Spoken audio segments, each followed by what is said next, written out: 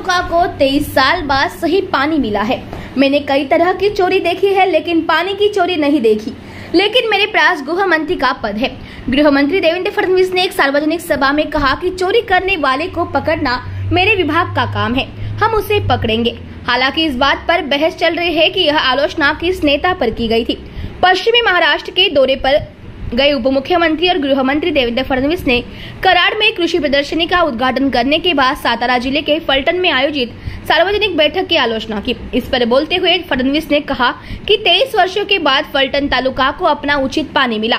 हमेशा जनता धूप में रहती और नेता छाव में, लेकिन आज नेता और जनता दोनों भी धूप में है। जिसे सूखा कहते हैं, उसके दाग को मिटाने के लिए हम काम करने जा रहे हैं। हमें आज सही पानी मिलेगा। आज हम फलटन में रामायण का एक नया अध्याय शुरू कर रहे हैं। आने वाले समय में नए भारत और महाराष्ट्र का उदय होगा। कई तरह की चोरियां तो सुनने को मिली है, लेकिन पानी की चोरी देखने को नहीं मिली। देवेंद्र फडणवीस ने कहा कि मैं गृह मंत्री हूं और जो भी चोरी करेगा उसे सजा देना मेरी जिम्मेदारी है। पश्चिमी महाराष्ट्र के एक बड़े नेता पर हमेशा फलटन तालुका का पानी अपने निर्वाचन क्षेत्र की ओर मोड़ने का आरोप लगता है। उसके बाद फडणवीस ने यह आलोचना की। देवेंद्र फडणवीस ने किस पवार की आलोचना की, शरद पवार या अजित पवार किस पर हमला किया, इसे लेकर जोरदार चर्चा शुरू है। भर उन्हामध्ये आपण सभा सुरू केली तरी देखील लोक उन्हामध्ये बसले आहेत। अर्थात नेहमी लोक उन्हात असतात आणि नेते सावलीत असतात, पण निंबाळकर साहेबांनी नेत्यांनाही उन्हातच बसवलेलं आहे। त्यामुळे लोकही उन्हात आणि नेतेही उन्हात, पण तरी देखील इतक्या प्रचंड संख्येने आपण उपस्थित आहात, याचाच अर्थ हा किती महत्वाचा विषय होता हे आपल्या सगळ्यांच्या लक्षात येतं।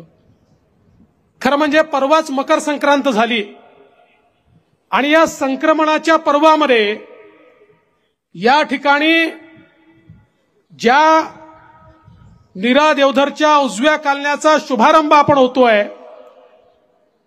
एक प्रकारे या माढा मतदारसंघाकरता हे संक्रमण मोठं परिवर्तन घेऊन येणार आहे आणि ज्याला दुष्काळी म्हटलं त्याच्यावरचा दुष्काळाचा डाग पुसण्याचं काम आज या कार्यक्रमाच्या माध्यमातून आपण निश्चितपणे करणार आहोत आणि तुमच्या हक्काचं पाणी हे तुम्हाला देतो।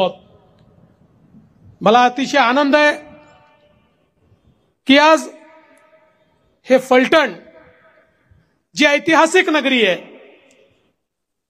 ज्याचा थेट संबंध महाराजांच्या इतिहासाशी आहे, जी जैन धर्मियांची दक्षिण काशी देखील मानली जाते, महानुभाव पंथीयांची काशी देखील मानली जाते, आणि ज्या ठिकाणी उत्तर रामायण घडलं अशा या फलटणमध्ये आज रामायणाचा एक नवीन अध्याय आपण सुरू करतो। आणि तो अध्याय ज्याप्रमाणे प्रभू श्रीरामांनी सांगितलं, रामराज्य म्हणजे काय, तर रामराज्य म्हणजे शेवटच्या माणसाचा आवाज ज्या राज्यामध्ये ऐकला जातो ते रामराज्य असतं। आता 22 तारखेला अयोध्येमध्ये प्रभू श्रीरामांची मूर्ती अवतरते आहे आणि त्याच्यासोबत या भारतामध्ये मोदीजींच्या नेतृत्वात एक नवीन अध्याय सुरू होतो आहे की ज्या अध्यायामध्ये आता शेवटच्या माणसाच्या विकासाचाच विचार होणार आहे। ज्याला मिळालं नाही, जो वंचित राहिला, त्या वंचितापर्यंत त्याचे हक्क पोहोचवण्याकरता आता येत्या काळामध्ये आमचा नवीन भारत उभा राहणार आहे, आमचा महाराष्ट्र उभा राहणार आहे। आणि म्हणूनच हा दुष्काळाचा कलंक पुसण्याचं काम आज या ठिकाणी आपण सुरू केलं आहे। आणि हा तर वचनपूर्तीचा सोहळा आहे। प्रभू श्रीरामांच्या काळात काय म्हटलं जायचं, रघुकुल रीत सदा चली आई, प्राण जाय पर वचन न जाई। त्यामुळे हे जे वचन तुम्हाला दिलं होतं, रणजित दादांनी दिलं होतं, जया भाऊंनी दिलं होतं, मी स्वतः या ठिकाणी सभेला आलो होतो तेव्हा दिलं होतं, काय वाटेल ते झालं तरी तुमचं हक्काचं पाणी तुम्हाला दिल्याशिवाय राहणार नाही।